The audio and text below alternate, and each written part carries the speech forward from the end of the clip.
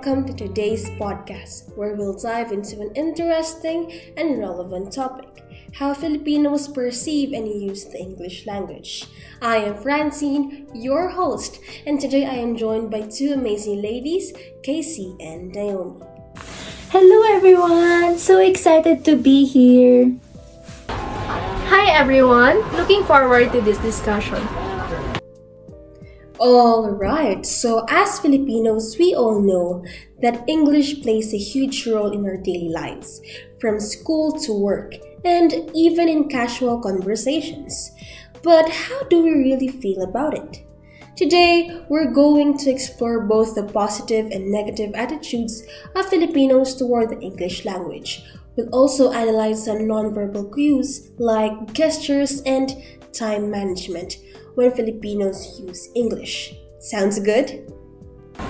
Sounds good! Let's start with positives. Naomi, what's one good attitude that Filipinos have towards English? Well, one of the biggest things I've noticed is that Filipinos perceive English as a tool for success. Many of us believe that being fluent in English opens doors to better job opportunities, both locally and abroad. It's like a passport to career growth. Yeah, that's true. You'll hear a lot of parents pushing their kids to learn English well because they believe it will give them a competitive edge. Casey, do you have another positive attitude to share? Yes, Filipinos are generally confident when using English. Even if we're not perfect, we mix it with Filipino sometimes, like in Taglish, and we'd still make an effort to speak it. This shows that we're adaptable and not afraid to use it in everyday situations. Right, it's pretty common to hear English in casual conversations, even if it's mixed with our local language. It just proves that Filipinos are willing to embrace English as part of their communication. Now, let's move on to some negative attitudes. Naomi, what's something you've observed? One issue I think is that some Filipinos associate speaking English with social status, wherein there is this mindset that if you speak fluent English, you're social or elite. On the flip side, if someone struggles speaking in English, they're usually looked down upon as if they're less intelligent, and I think that that's a bit problematic. Oh, that's true.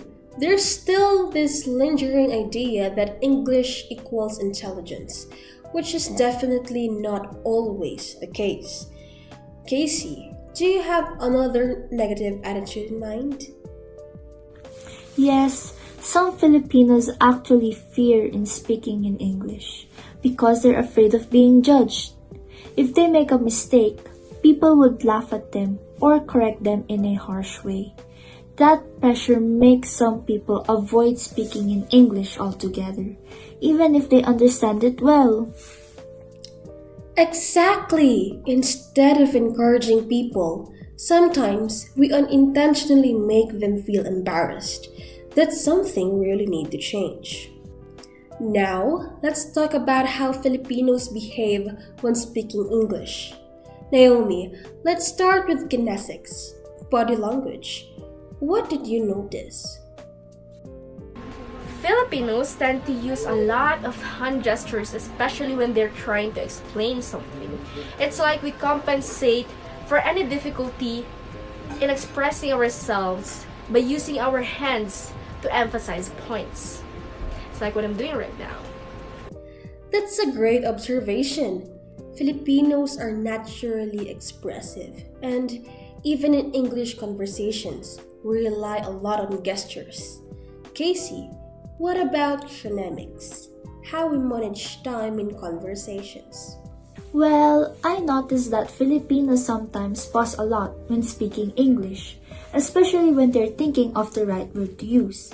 It's not because that we don't know English, but we just want to make sure that we say things correctly. That's true. Filipinos tend to take their time, especially in formal settings. It's part of our culture to be careful with our words. So, those pauses are pretty common. Alright, so to wrap things up, Filipinos generally see English as a valuable skill that helps in career growth and everyday communication. However, we also have issues like associating English with social status or feeling self conscious when speaking it. Our nonverbal behavior, like hand gestures and pauses, also reflects our communication style. I think at the end of the day, what matters is that we embrace both English and Filipino as part of our identity. We don't have to be perfect English speakers, we just have to be confident in expressing ourselves. Yes, English is just a tool for communication. What's important is that we understand and connect with other people, no matter what language we use. Well said. And with that, we conclude today's episode. Thank you so much, Casey and Naomi, for joining me. And thank you to our listeners for tuning in. Until next time, keep learning, keep growing, and keep communicating. Bye for now.